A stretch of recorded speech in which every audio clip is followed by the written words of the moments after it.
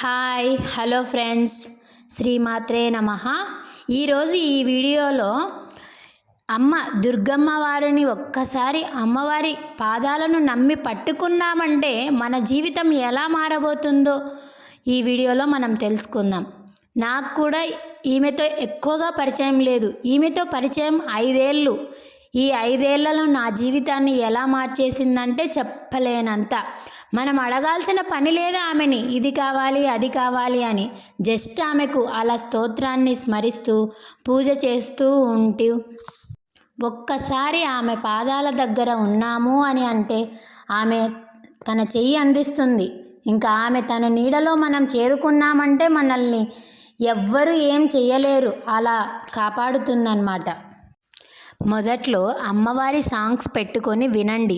మెల్లిమెల్లిగా అమ్మవారి యొక్క చరిత్ర, అమ్మవారి యొక్క అష్టోత్తరాలు మెల్లిమెల్లిగా మనల్ని పూజ చేయడానికి మళ్ళిస్తుందన్నమాట.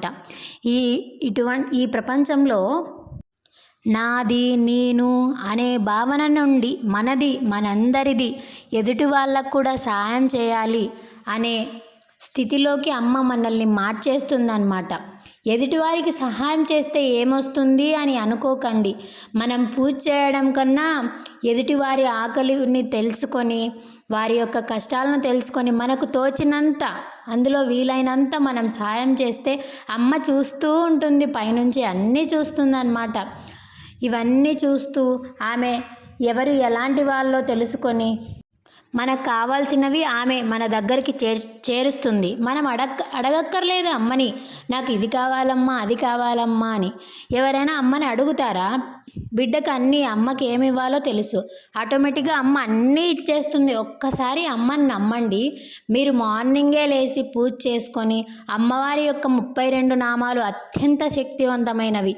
ఈ 32 నామాలు కాస్త పూజలో చదువుకొని అక్షంతులతో ఆమెకు పూజ చేస్తూ పూలతో కానీ, పెద్దగా ఆడంబరాలు ఆర్భాటాలు అవసరం లేదు అమ్మకు. మనసుతో ఒక చిన్న మాట, శ్రీమాత్రే నమః, ఓం ధూం దుర్గాయ, ఇవి చాలా అమ్మకి. నేను ఇంత ఖర్చు పెట్టి పూజ చేశాను, అంత పూజ చేశాను, అయ్యో వాళ్ళు నాకన్నా ఏం బాగా చేయలేదు, అయినా వాళ్ళకే మంచి జరుగుతుంది అని అనుకునే వాళ్ళు చాలామంది ఉంటారనమాట. ఆమె అంగుళ ఆర్భాటాలు చూడనమాట. మన మంచి మనసుతో చేసే పూజను మాత్రమే స్వీకరిస్తుంది. మనం చేసే పూజ ఎంతండి, ఆమె ప్రపంచం మొత్తం ఆమెదే. ఆమెకి ఏం కావాలో ఆమె తీసుకోగలదు. అలాంటిది మనం పెద్దగా చేసి ఏవేవో చేసి మన కోరికలు తీర్చలేదే. ఈ అమ్మవారు మంచి వాళ్ళకి ఎప్పుడు మంచి చెయ్యదు, చెడ్డ వాళ్ళకే మంచి చేస్తుంది అని అనుకుంటూ ఉంటాము.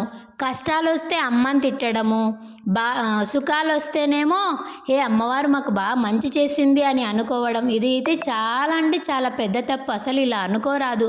కష్టం అమ్మ పరీక్షిస్తుంది. మొదటగా కష్టం వస్తే నా పాదాలు పట్టుకుంటాడా లేదా, వదిలిపెడతాడా లేదా అని. ఈ కష్టం వచ్చినప్పుడు అమ్మవారి పాదాలు నార్మల్గా ఉన్నప్పుడు కన్నా ఎక్కువగా పట్టుకోండి. ఆమెకు అర్థమైపోతుంది, నేను ఎంత కష్టపెట్టినా వీడు నన్ను వదిలేలా లేడు, నేను ఈ కష్టాన్ని తీర్చేయాల్సిందే అని ఆమె ఆలోచిస్తుంది. బిడ్డకి ఏమైనా అవుతుంటే తల్లి తట్టుకోగలదా? అలాగే అన్నమాట. ఈ అమ్మవారు అన్నీ చూస్తుంటుంది. అమ్మవారి యొక్క పాదాలను ఎన్నడూ విడవకుండా ఆమె నామాన్ని స్మరిస్తూ ఉన్నాము అంటే మన జీవితంలో ఏం కావాలో ఏం లేదో మనం ఊహించుకోకున్నా ఆమె చేయాల్సింది మనకు చేస్తూనే ఉంటుంది. మంచేదో చెడేదో ఆమెకు తెలుసు. మనకిష్టమైంది ఏదైనా ఆమె దగ్గర చేయలేదు అని అంటే దానివల్ల మనకు ఏదో హాని ఉందనే చేయలేదే తప్ప అందుకోసమైతే కాదు. అంతకు మించి ఇంకా ఏదైనా చేస్తుందేమో అమ్మ. మీరు ఎప్పుడు నెగిటివ్గా తీసుకోకండి. మనకిష్టమైంది అది నాకు నేను అన్ని పూజలు చేశాను, అమ్మవారు నాకు దక్కేలా చెయ్యలేదు అని అనుకోకండి. దానివల్ల మనకు ప్రమాదం ఉందని అమ్మకు తెలుసు, కానీ మనకు తెలియదు. ఫ్యూచర్లో అర్థమవుతుందన్నమాట. ఓ దీని నుంచి ఇదా అని. నేను ఒక ఎగ్జాంపుల్గా ఒక కథ చెప్తాను, వినండి. ఇద్దరు ప్రేమించుకున్నారనమాట. ఇద్దరు ప్రేమించుకుంటా ఆమె శివయ్య భక్తురాలు ఎప్పుడు శివుణ్ణి స్మరిస్తూ ఉండేది. శివుణ్ణి స్మరిస్తూ నాకు ప్రేమించిన వాడితో పెళ్ళి కావాలి అనుకుంటూ ఉండేదన్నమాట. ఆమె ఇంకా పెళ్ళి జరగలేదు అతనితో అనేసి ఆ శివయ్యను ఒక్కరోజు కూడా తిట్టడం మొదలుపెట్టింది. నేను ఎన్ని పూజలు చేశానే, నాకే ఎందుకు చేసావు ఇలా, నా ప్రేమ నువ్వు దక్కనించలేదే అని. ఆ అయ్యకు తెలుసు అనమాట, నాన్నకి ఈ వీళ్ళంతా మనం చూస్తుంటారనమాట, మనం బాగుండాలనే కోరుకుంటారు. అది ఎందుకు జరిగింది తెలుసా? కొద్ది రోజుల తర్వాత ఈమె ప్రేమించిన ఆయన వచ్చేసి యాక్సిడెంట్లో చనిపోయాడనమాట. ఒకవేళ ఈమె పెళ్లి చేసుకుంటే విధవరాలయ్యి ఉండేది కదా, చనిపోయాడు అతను, ఈమె జీవితం ఏమైపోయేది? అది అయ్యకు తెలుసు కాబట్టి తను తర్వాత అర్థం చేసుకుంది, రియలైజ్ అయింది. కానీ తను పెళ్లి చేసుకొని తర్వాత మంచి లైఫ్, తనకు పిల్లలు అందరూ సెటిల్ అయ్యారనమాట. ఇంకా అంత మంచి లైఫ్ ఇచ్చింది. ఓ, నాకు ఇంత మంచి లైఫ్ను ఇవ్వడానికి నువ్వు అది మిస్ చేసావా, నేను తిట్టానే నిన్ను, సారీ నాన్న అని ఆమె అప్పుడు రియలైజ్ అయిందనమాట. మనకు తెలియదు ముందు జరిగేది ఏంటో, వాళ్ళకి తెలుసు కాబట్టి వాళ్ళు ఏం చేయాలో వాళ్ళు చేస్తానే ఉంటారు. మనం బాధపడాల్సిన అవసరం లేదు, దూరం అయ్యిందని బాధపడాల్సిన అవసరం లేదు, దగ్గర అయ్యిందని సంతోషపడాల్సిన అవసరం లేదు. ఇవన్నీ ఒక్క క్షణికావేశాల సంతోషాలే తప్ప ఏవీ ఉండవు. జీవితాంతం ఉండేది ఏంటంటే, మనం మంచి చేసినా చెడు చేసినా ఒక్కటి, వేరే వాళ్ళకి హెల్ప్ చేయకున్నా కూడా పర్లేదు కానీ చెడు చేయకండి. వాళ్ళ యొక్క వినాశనాన్ని, పతనాన్ని కోరుకోకండి. అది దేవుడికి అమ్మ దగ్గర చెప్పేసాయండి, అమ్మ సో అండ్ సో ప్రాబ్లం ఇది, నాకు ఇక్కడి నుంచి అమ్మ చూసుకుంటుంది, అది ఏం చేయాలో వాళ్ళకి తెలుసు.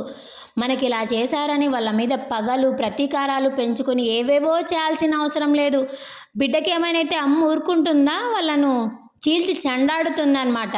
అలా అమ్మవారు కూడా అమ్మవారి యొక్క 32 నామాలని చదువుతూ, అమ్మని పూజిస్తూ, ధ్యానిస్తూ, నిత్యం అమ్మవారి సేవలో ఉంటూ అమ్మను పూజిస్తూ ఉన్నామంటే మన జీవితం ఎలా మారిపోతుందో తెలియదు. ఇంకా ఒక్కసారి మీరు నవరాత్రులు చేసి చూడండి, తర్వాత మీ జీవితం ఎలా మారిపోతుందో తర్వాత ఊహించుకోండి. మెల్లిమెల్లిగా అమ్మ దారిలో పెట్టేస్తుందన్నమాట మిమ్మల్ని.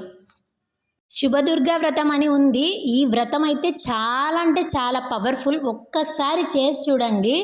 మీకు ఆ పూజ గురించి డీటెయిల్స్ కావాలంటే నేను ఇంకో వీడియో చేసి పెడతాను, మీరు నాకు కమెంట్లో చెప్పండి కావాలనుకున్న వాళ్ళు. నేను నెక్స్ట్ వీడియోలో కంటిన్యూగా చెప్తాను అమ్మ గురించి.